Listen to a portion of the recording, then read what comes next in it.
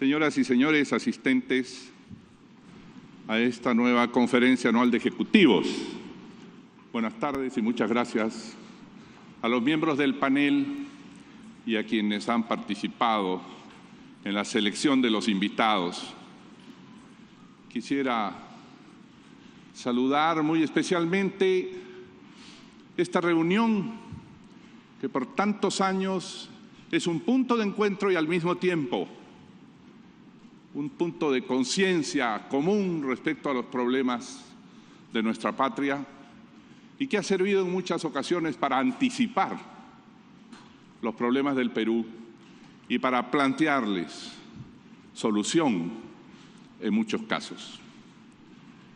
Quisiera decir simplemente que traigo una voz afirmativa, de confianza y de esperanza, porque en los años de mi gobierno pude trabajar con los integrantes de estas grandes asambleas y sus instituciones representativas para impulsar en un trabajo común el crecimiento y la disminución de la pobreza y las obras en nuestra patria. Por eso quisiera comenzar afirmando ante ustedes y ante el Perú que nos escucha a través de algunos medios de comunicación que en efecto somos un país que tiene frente a sí una inmensa oportunidad y podrá crecer no solo algo más de 6% si pone todo su ímpetu, su capacidad empresarial y su esfuerzo social en lograrlo para que se cumpla la meta de llegar al año 2021 con menos del 10% de los peruanos en situación de pobreza.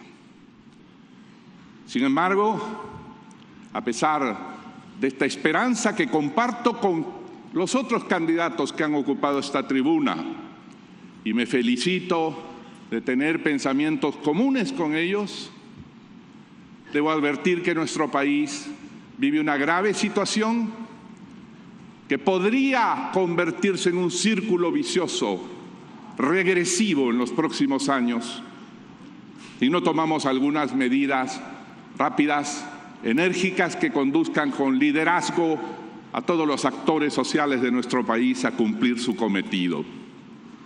Las cifras del Producto Bruto decreciente, la disminución de los ingresos, el que cumplamos 7 semestres con la inversión privada decayendo, el que 3 de cada 10 familias estén en situación de sobreendeudamiento y en riesgo de morosidad, el que solo 1 de cada 10 empleos se cree formalmente, todo esto plantea un riesgo que puede llevarnos por el camino del círculo vicioso a agravar los problemas en los próximos años. Pero además de esto, hay un riesgo político y social, que es el riesgo del bloqueo social a las grandes inversiones, a la gran minería y al desarrollo de nuestra energía hidroeléctrica. Este riesgo, complicado con la situación económica y además con el desborde delincuencial que ha ganado la batalla psicológica al gobierno, podrían en los próximos años hacernos perder la inmensa oportunidad del Perú en el panorama internacional y ante sus vecinos, frente a los cuales nuestro país tiene muchísima mayor capacidad de avance.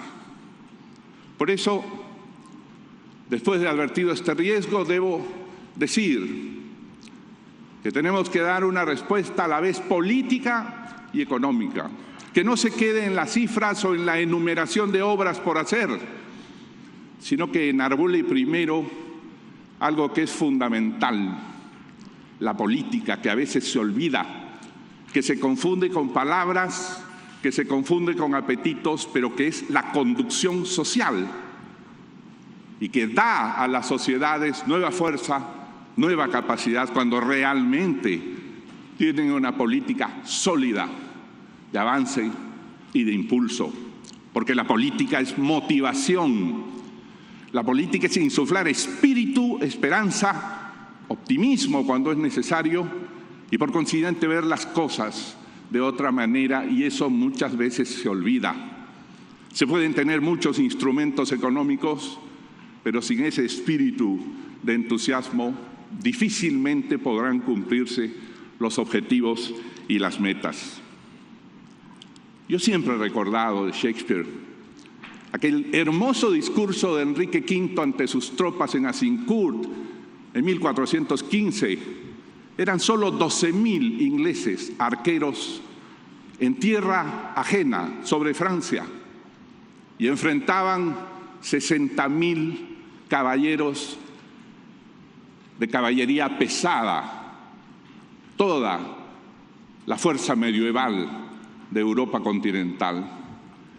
Y antes de la batalla escuchó Enrique V decir: qué pena que seamos tan pocos los ingleses, y respondió inmediatamente: al contrario, qué suerte que seamos tan pocos, porque eso nos dará posibilidad de no compartir la gloria con nadie y poder ser más grandes. Esa frase es política. Esa frase permitió que esa mañana 12.000 arqueros ingleses derrotaran a 60.000 hombres de caballería pesada de Francia y Europa. La política es insuflar optimismo, liderazgo, metas, convicción. Y la política significa tener valor de hacer cosas aunque haya megacomisiones después que juzguen los decretos de urgencia o las firmas. Porque con política se puede hacer avanzar al país. Porque con política hubiéramos hecho hace rato lo que aquí ha reclamado el gobernador regional, el proyecto del Chocorvo con el tambo para retener las aguas y poder darle agua a Ica, claro, pero si falta la convicción, el deseo de firmar, si hay mucho temor, no hay convicción y por consiguiente no hay avance. Por eso digo que lo primero es conducir con liderazgo al país para que vea con optimismo su futuro y comparta metas. Y esas metas nos harán ver que la situación internacional que parece negativa y ófrica es una situación positiva para nuestro país. El mundo en conjunto continúa creciendo más de 3% y con precios menores y por consiguiente consume más. El mundo en su conjunto, los chinos acaban de decirlo, genera más seres humanos y por consiguiente tiene posibilidad de continuar y afirmar su crecimiento. Pero hay acumulados en China, en Europa, trillones de dólares en inversión extranjera directa o en divisas susceptibles de venir. Y hay en todos esos países una industria que por el momento se detiene, pero que podría delocalizarse y llegar hasta nuestros parques industriales aquí. Por consiguiente, depende de la política hacer que se vea la situación mundial como una inmensa oportunidad que tenemos ante nosotros y ver que a pesar de la situación que vivimos, tenemos techo fiscal, tenemos capacidad de endeudamiento, como aquí se ha dicho esta mañana y lo comparto, sin afectar nuestra calificación internacional, porque nuestra deuda neta sigue siendo muy reducida en relación a lo que el país podría tener.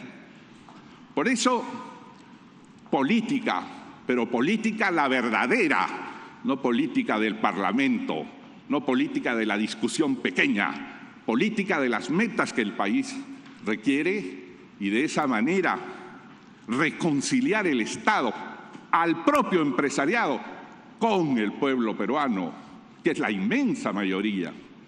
Ese pueblo peruano que está esperando participar en los beneficios de la minería y que no ha tenido hasta hoy lo que he denominado un canon minero, el derecho de ganar las regalías directamente y dejar de ser por siglos campesinos de poncho y de hojotas que ven cómo se enriquece el Estado con impuestos y cómo se enriquece la empresa minera y se oponen.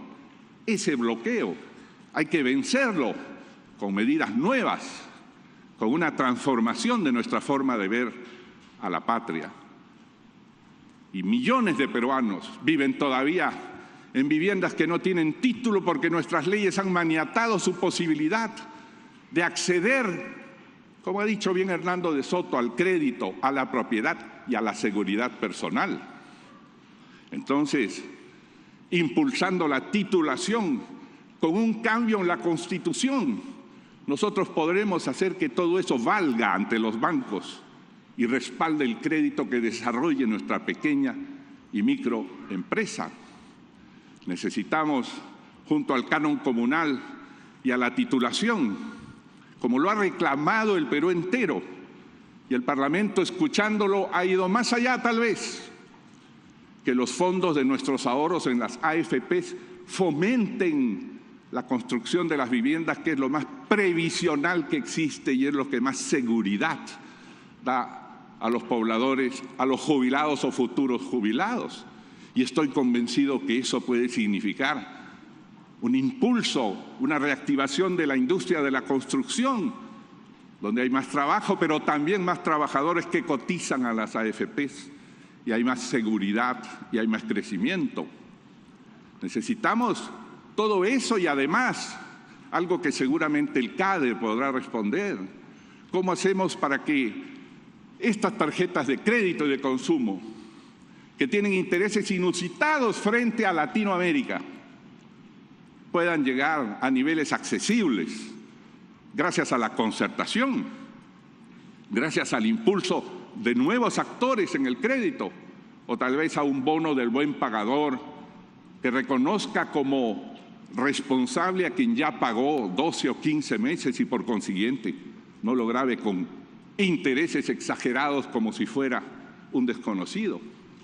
Todo esto, más la seguridad de la cual seguramente se ha hablado, con energía, con fuerza, uniendo todas las fuerzas que tiene el Perú, tanto en su Policía Nacional como en las Fuerzas Armadas, la seguridad privada y el serenazgo, deben darnos posibilidad de poner de rodillas a la delincuencia, darle seguridad al país, a los pobres y a los empresarios que sufren las mafias, que detienen las construcciones por todo el país.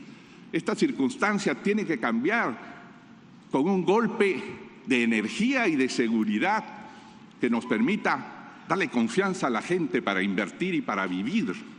Creo que todo eso es un tema necesario político para reenganchar nuestro país, porque no habrá crecimiento si no consideramos a los más humildes.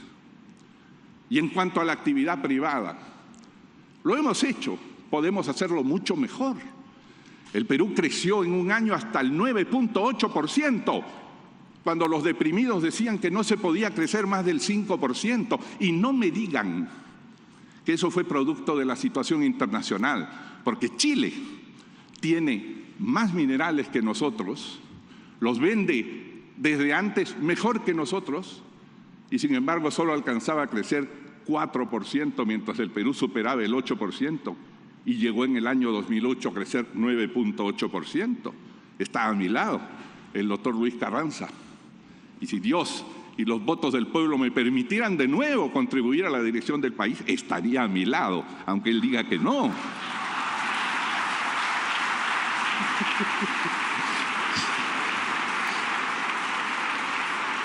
Porque los que han sido probados, como él, como Enrique Cornejo, que está a mi lado, con el cual la carretera ya se habría pasado de Ica, por Dios. O con quienes me acompañan hoy día, el doctor Chan. ¿Quién puso el corporativismo sindical contra la pared cuando quería impedir que nuestro país iniciara una reforma educativa? Él.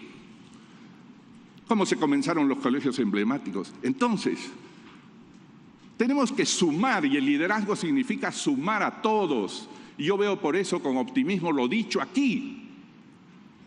Creo que en lo central estamos de acuerdo en lo sustantivo. De manera que gane quien gane, estamos todos dispuestos a servir al Perú desde arriba o desde abajo, y estoy seguro que los buenos funcionarios ya aprobados estarán dispuestos a servir al país más allá de cualquier partido político. Pero para ustedes, Debemos declarar en emergencia la inversión pública y el empleo. Esta es una situación, una circunstancia que puede pasarse. Calculo que en el año 2018, por el costo bajo de la energía, el costo bajo de las materias primas, por el costo bajo del dinero y por el crecimiento global de la economía, vamos a recomenzar un ciclo de crecimiento mundial. Debemos cumplir estos 2 años llenando ese espacio, pero prepararnos para el 2018. Y si no estamos listos, habremos perdido esa oportunidad en un círculo vicioso, regresivo, que debemos evitar. Por eso, declarar en emergencia la inversión privada significa romper todas las trabas que han sido puestas. Un diario y unos economistas calculaban en 350% más de demoras de trámites. Tenemos que terminar con eso. Establecer un TUPA único nacional. Sí, eso se aprende. No es posible que haya 1.800 TUPAs como 1.800 municipios existen en el país. El Perú es uno y tiene que tener un texto único de procedimientos administrativos para todo su territorio. Necesitamos que desaparezca la arbitrariedad discrecional de la SUNAT. ¿Cómo es posible que se haya establecido que si alguien paga sus impuestos, la SUNAT tiene el derecho de presumir o sospechar que lo hace para evadir impuestos de otra manera? Eso dice la ley. Y nadie estará dispuesto a invertir ante esa amenaza. O la amenaza de que cuando uno contrata un empleado más tiene que tener un médico. ¿Para qué se ponen todas esas cosas? ¿Para bloquear el crecimiento y la inversión del país? Yo creo que todo eso tiene que terminar en un día. Y si Dios, repito, y el pueblo nos permitiera tener que ver en la administración del país, yo los convocaría para que uno por uno supiéramos cuáles son las trabas y procedimientos que están bloqueando, porque son miles. Y tenemos que suscribir un documento y eliminarlos en el día, porque estamos en emergencia de empleo y de inversión. Poner en marcha el silencio administrativo que fue creado en el gobierno, extenderlo y hacer que no haya subjetividad en su aplicación. Poner en marcha obras por impuestos que fueron hechas para facilitar la inversión. Ir más allá. No solo obras materiales, servicios por impuestos, por Dios. Necesitamos que el buen emprendedor pueda aplicar sus impuestos pagando al maestro, al médico, no solamente ayudando a revestir el canal o a construir la carretera, sino ayudando a que haya mejores servicios en todos los pueblos del país. Con estos procedimientos estoy convencido que podemos impulsar, pero dando el ejemplo, y ese es el campo de la inversión pública. Dar el ejemplo significa ir con más velocidad, sin temor. Ya sabemos que cuando por ir con velocidad se dan decretos de urgencia, seremos mañana criticados y enjuiciados en buena hora, pero el Perú habrá avanzado. Eso es lo que tenemos que hacer. Estar decididos a pagar la factura de ser políticos. No se llega al gobierno solo por lo fácil, se llega también por lo negativo, que es lo negativo que hay al frente y hay que asumirlo sin temor. Y creo que el gobierno tiene techo fiscal, aquí se dijo esta mañana. Podemos contar con 10.000 millones de dólares del Fondo de Estabilización Fiscal, pero además con otros procedimientos, como poner en valor todos los valores futuros de nuestra infraestructura que pueden servir de respaldo a bonificar nuevas obras mediante la emisión de títulos. Necesitamos impulsar, y obras hay para hacerlas desde el día siguiente en nuestro país, no esperar a aprender. Por Dios, puedo presentarles en este momento 8 obras de gran dimensión para 546.000 limeños en agua potable, con una inversión de 1.300 millones en 3 años, que darían trabajo a casi 120.000 trabajadores. Eso se puede hacer en muchos lugares y se puede iniciar una política de pistas y veredas, que es lo que inmediatamente da trabajo y le muestra a la gente que se está trabajando por ella y la vincula a la política y al gobierno. Pistas y veredas integrales significaría, lo hemos hecho con 2 alcaldes en un estudio últimamente, una inversión en los primeros meses de 644 millones en Lima, que podrían dar trabajo a 50.000 personas, pero la gente vería qué es lo que el gobierno y los políticos están haciendo por ella.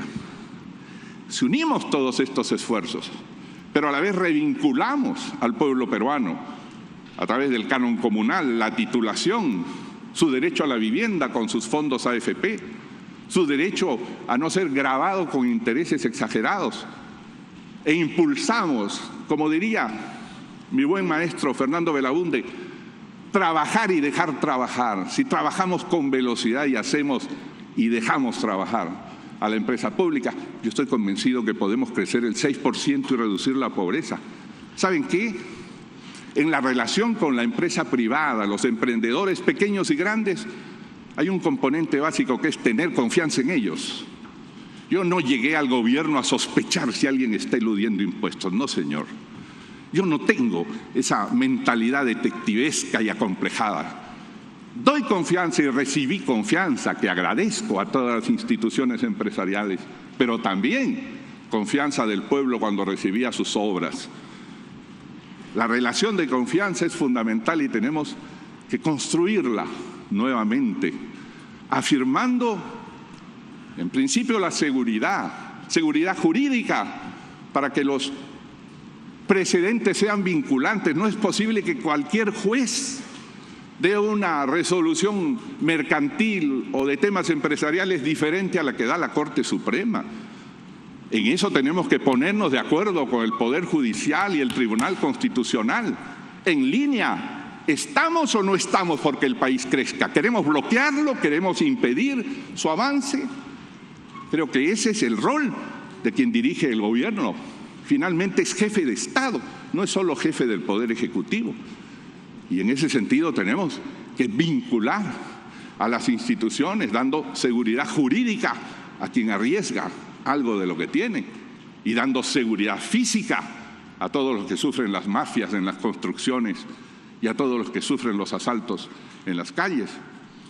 Creo que esto es parte fundamental. Lo otro, tenemos un largo listado de las cosas que han sido hechas. En el año 2007 se publicaron 194 decretos legislativos, entre ellos las APPs, las iniciativas privadas, se publicó el silencio positivo administrativo, obras por impuestos, que ahora debe ser servicios por impuestos. Todo eso hay que acelerarlo y usarlo. Recursos hay, recursos los tienen ustedes, recursos los tienen los bancos, recursos 1000 los tiene el sistema mundial. El sistema mundial tiene en capacidad de inversión hoy casi 3 trillones de dólares y solo invierte 160 billones de dólares. Por consiguiente, teniendo recursos, tenemos todo el derecho de dejar trabajar a los que saben. Yo puedo decir algo, el Perú sabe crecer. El Perú, sus empresarios, los pequeñitos y los grandes, saben crecer, saben convocar capital externo. Dejémoslos trabajar. Sin trabas, declaremos en emergencia la inversión para generar empleo y demos más seguridad a los peruanos y así estén convencidos que podemos, claro, crecer 6% y les garantizo que más. Una vez me dijeron, imposible superar el 4% el año 2007. Ahí están los periódicos y crecimos 8%, 8.7, 9.8 y cuando América se derrumbó 1% y luego 8.7. Volvamos por ese camino. Yo no soy un vendedor de ilusiones. Tenemos la experiencia para hacerlo y apoyaremos a quien tenga a su cargo el Perú, porque el Perú está por encima de todos los apetitos y todas las personas. Creo que he cumplido exactamente mis 25 minutos y les agradezco por haberme escuchado.